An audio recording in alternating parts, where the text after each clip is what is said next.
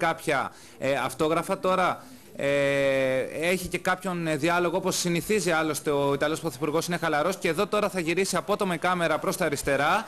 Δεν έπιασε τη στιγμή που τον χτύπησαν, ακριβώς, δεν την έχει πιάσει τη στιγμή που τον χτύπησαν, αλλά βλέπετε τον πανικό που επικρατεί ανάμεσα στους σωματοφύλακες. Κάποιοι τον βάζουν μέσα στο αυτοκίνητο, θα μείνει εδώ περίπου για 1 με 2 λεπτά μέσα στο αυτοκίνητο. Προφανώς συλλαμβάνουν την ίδια ώρα τον δράστη. Οι υπόλοιποι συλλαμβάνουν τον δράστη, εδώ είναι πλέον που τον έχουν συλλάβει, δεν μπορούσε να φύγει. Ο οποίος ήξερε από πριν προφανώς ότι τον συλλάβουν, δεν υπήρχε καμία περίπτωση να ξεφύγει. Ναι, γιατί υπάρχει πάρα πολλοί κόσμος γύρω του. Ήταν μέσα σε ένα κλειό αστυνομικών.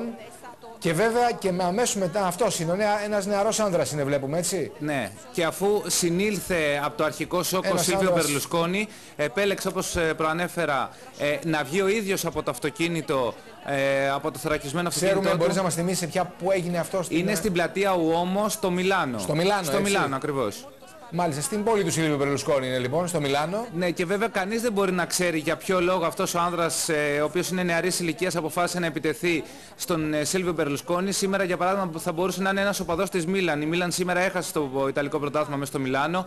Θα μπορούσε για οποιονδήποτε άλλο λόγο να θελήσει να επιτεθεί στον Ιταλό Πρωθυπουργό. Κανείς δεν ξέρει ακριβώς ποια είναι τα κίνητρά του. Προσπαθεί να γίνει τώρα. Εδώ βλέπουμε ξανά τα πλάνα με τον Ιταλό Πρωθυπουργό, αιμόφυρτο πραγματικά, με σπασμένα δόντια, περικυκλωμένο από τους άντρες ασφαλείας του, να έχει δεχθεί αυτήν την επίθεση από έναν άντρα τον οποίο τον συλλάβανε αμέσως μετά, μέσα σε δευτερόλεπτα οι σωματοφύλακες του και οι αστυνομικοί που ήταν παρόντες.